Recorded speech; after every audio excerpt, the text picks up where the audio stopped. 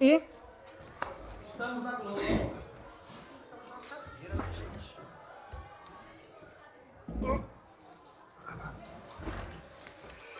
Chegou, como é que vai pegar todo mundo? Oi? Como é que vai pegar todo mundo? Não, mas tá assim, Os caras não conhecem você.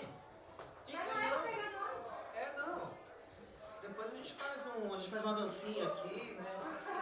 E aí, a aula foi boa? Foi. Olha a água mineral. Nossa, que dia. Vocês já dançaram água mineral já? Não? Ô, louco, gente. Isso é bem difícil. Eu vou propor um projeto aqui na escola da gente resgatar as dancinhas dos anos 90. Né? Imagina a gente fazer assim, uma gincana de vocês dançando na cordinha. Sabe o que é dançando? É, dança na cordinha? Vai descer. Ah, a boquinha da garrafa. Ah, essa vocês conhecem, né? Oh, boquinha da garrafa já foi campeão.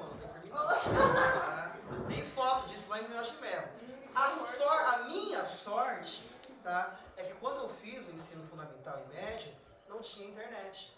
Então vocês podem jogar no Google, colocar lá professor Marcelo, na boquinha da garrafa, não vai aparecer nada. O máximo que vai aparecer é o foguinho mesmo. Tá? Só isso. Só aquela apagação de micro de velho na internet não sabendo fazer as coisas. Tá? Gente, boa noite. Boa noite não, né? Boa tarde. Nós estamos aqui no 9º ano. Né? O Daniel, que estava pebado, doente, está de volta. Né?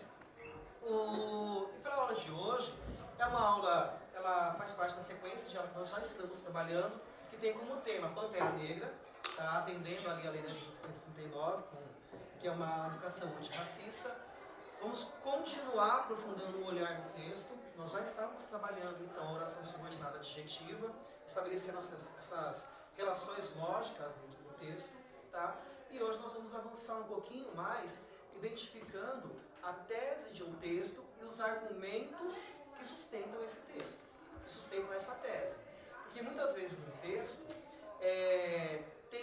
a tese fica clara, mas às vezes tem coisas ali que vai contra a tese, sabe? De repente fala assim, olha gente, hoje está frio. Apesar do sol, ele não foi o suficiente para a gente tirar as blusas.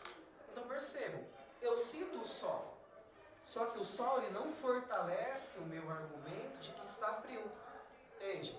O que fortalece um argumento de que está frio é que metade da sala ainda está de blusa, percebe? Então dentro de um texto, eu tenho uma tese, eu tenho argumentos e contra-argumentos, tá? E a gente vai tentar identificar tudo isso daí dentro de um texto. E aí alguém levanta a mão freneticamente, né? Como ninguém saiu, por que fazer isso? E aí nós vamos aqui para a aula que eu estruturei aqui nesse vídeo, tá? Então a aula de hoje é uma aula de recomposição. O objetivo da aula de hoje, então, tá? Em primeiro lugar, atender a Lei 10.639, que é essa lei que fala de uma educação antirracista, certo?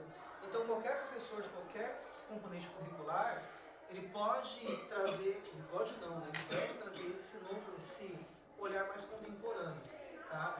E incluir também outras visões do que é uma educação, tá? Objetivo, recompor o descritor de menor acerto da primeira edição da Prova Paraná em consonância com o resultado de SAEB de 2023. Por quê? Já saiu o resultado da Prova Paraná que vocês fizeram, da primeira edição, tá? E aí, analisando o resultado, como o desempenho de vocês, eu já adianto que vocês foram bem, tá? Falar que foram muito bem é uma expressão muito forte, tá? Porque se eu não me engano, acho que a média da sala ficou em 55% ou 65%, não fugiu o número agora. É bom ou ruim? Chama-se de bom, hein? Mas a média do Paraná é 50%. Então vocês estão acima da média do Paraná. Nossa, que acima. Oi? Que acima. Por isso que eu falei, vocês estão bem, mas falar que foram muito bem, né, é uma expressão meio forte. Entendi. Né? Muito bem, tá? Retomar o conteúdo das aulas anteriores, né, porque as aulas elas são na sequência, então sempre retomando isso daqui. E ler uma reportagem estabelecendo relações entre tese e argumentos, beleza?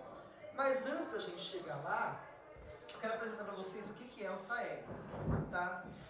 O SAEB, gente, é uma avaliação externa que vocês vão fazer no final do ano, que avalia a escola de uma forma mais ampla, de 2 em 2 anos. Então não é só a nota de vocês que leva em consideração.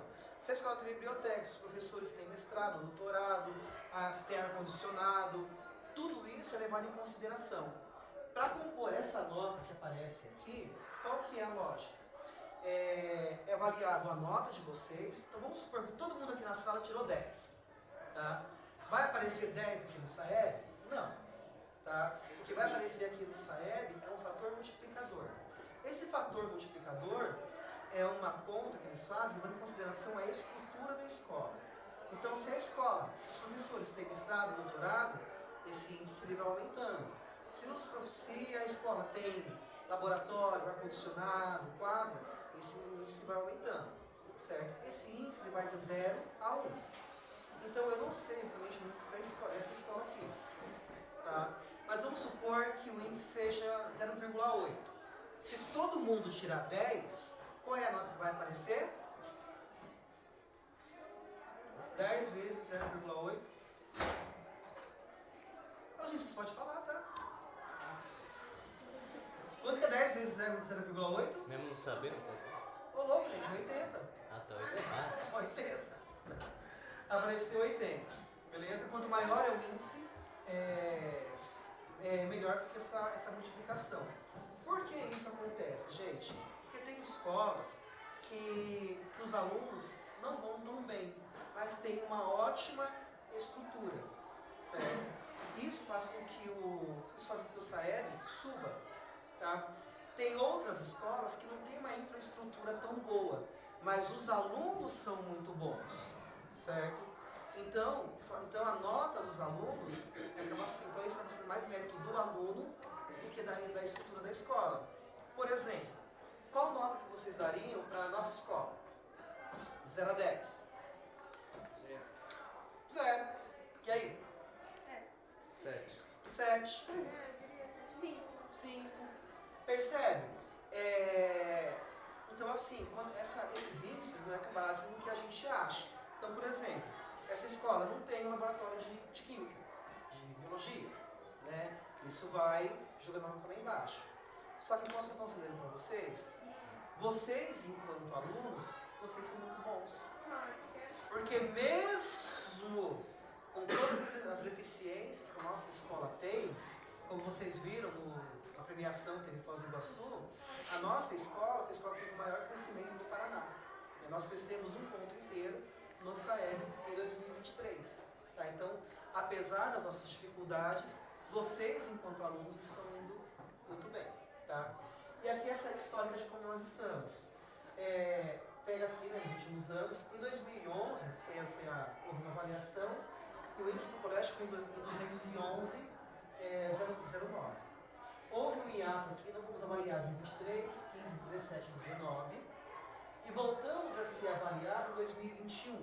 Tá? Em 2021, o índice da escola subiu em relação a 2011, certo? Saímos de 211 para 251,72. Tá? O próximo SAEB foi 2023, nós saímos de 251 e subimos para 270. Tá? Isso coloca o colégio no nível 3 dentro da escala SAEB, que, se eu não me engano vai até 7. Beleza? Então a nossa escola ela está ali, vamos colocar assim, se a média é 6, a nossa escola passa. Tá? Então assim, a gente está nesse nível. Tá? E aí vem aquele raciocínio. Se nós estamos no nível 3, tá? O objetivo de vocês desse ano, 2025, é a gente evoluir para no mínimo o nível 4. A nossa nota do ano passado foi 270,82. Como as escalas nós vamos subir de 25 a 25 pontos, tá? 270, quer dizer que a gente já está quase passando para o nível 4. Se vocês, uma coisa aconteceu aqui. Tá? Continuar na chamada, tá? Se vocês acertarem, aumentar esse índice aqui 6 pontos, 5 pontos, a gente já sobe para o nível 4. E é por isso que quando eu planejo as minhas aulas, eu não planejo considerando o nível 3, eu planejo considerando o nível 4, tá? Que é onde eu quero que vocês estejam no próximo SAEB. Fechou? O nível 4, gente, ele fala que vocês conseguem fazer algumas coisas. Sejam sinceros comigo. Vocês não são capazes de localizar informações explícitas em artigos, em textos? Se no texto estiver escrito lá, o cavalo é vermelho, vocês sabem que o cavalo é vermelho? Sim. Sim, não é? Beleza. Esse é o requisito, senhor? Hã? Esse é o requisito para o nível 4? Identificar a finalidade de elementos ou narrativa em fábulas e contos. Quando eu trago fábulas e contos para vocês, com textos literários, que nós já trabalhamos, vocês conseguem perceber que, por exemplo, na fábula a corrida entre a tartaruga e a lebre, é importante que seja a tartaruga, que o fato de ser uma tartaruga interfere na escrita do texto? É isso. Tá? O reconhecer opiniões distintas sobre o mesmo assunto em reportagens, contos e enquetes, certo? Quando nós trabalhamos a petição, vocês conseguiram perceber que sobre o mesmo assunto tinha lá o deputado Eduardo Costa, tinha pessoa lá que tinha opiniões divergentes sobre o mesmo tema? Se caiu uma petição na prova de vocês, fala assim, olha, quem está defendendo a educação inclusiva? Vocês vão conseguir saber quem está defendendo? Isso é nível 4. Tá? Mas para que vocês possam reconhecer essas opiniões distintas, vocês têm que, primeira coisa, saber o que é a tese do texto. E em segundo lugar, ir destacando quais argumentos fortalecem a tese e quais argumentos enfraquecem a tese. E esse é o objetivo da aula de hoje. E aí, no terminar de ler aqui, nosso tempo é curto, esse daqui, aquilo lá, gente, nossa é de 2023. Nós estamos indo para, que foi no nível 3, estamos indo para o nível 4, beleza? Vamos com a gente? Vamos com a gente? Esse daqui, gente, é o resultado de vocês, beleza? Esse daqui é o resultado da primeira edição da Prova Paraná que vocês fizeram. E aí, quando a gente olha para o descritor de menor acerto, que só 23% da sala acertou, é justamente estabelecer a relação entre tese e argumento. Então, sinto informar, mas a gente vai ter que continuar lendo reportagem, artigo, petição, tá? Porque é justamente nesse tipo de texto, exatamente estabelecendo esse tipo de relação, que vocês estão com dificuldade ainda, tá? E percebam, gente, que dos 1, 2, 3, 4, 5, 6, 7, 8, 9, 10, 11 descritores que vocês responderam na Prova Paraná, apenas em apenas em 4 descritores, vocês ficaram abaixo do nível da média do Paraná. Tá? É assim, gente. Para a Isabelle, que perguntou agora, que tirou 77%, que acertou 77% da prova, isso aqui é ruim, né? Mas isso daqui, gente, é um compilado, tá? Eu sempre coloco que quando vocês saírem do ensino fundamental e médio, vocês vão fazer vestibular, né? Fazer Enem, por aí vai indo. E aí é interessante a gente ficar acima de 80, para ficar competitivo, né? Porque senão vocês só vão fazer arquivologia, né? Biblioteconomia. Nada contra quem faz essas faculdades, por favor, tá? Quem sou eu que fiz letras, que se eu não me engano, no último vestibular a concorrência foi 0,8, né? Também conhecido nenhum por vaga. Mas enfim. Só que eu quero que vocês percebam o seguinte: os escritores, à medida que a gente recupera o escritor, a gente já toca no outro. Veja, o de menor acerto, que é o D8, é estabelecer relações entre tese e argumentos, certo? O próximo é reconhecer efeitos cognitivos decorrentes de escolhas de palavras ou expressões, tá? É justamente essa parte de compreensão do texto.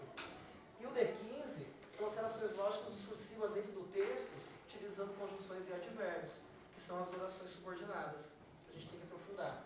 Tá? E por último, tratar a informação em textos diferentes.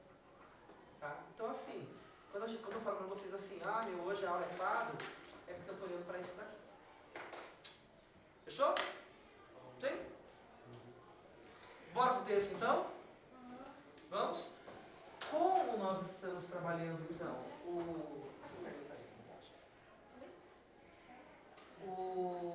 como foco da aula, tá? Como foco da aula aqui, tá? É o Pantera Negra, 32. obviamente, reportagem é sobre o nosso amigo. Mas acaba 40? 32. Pois é. Não, mas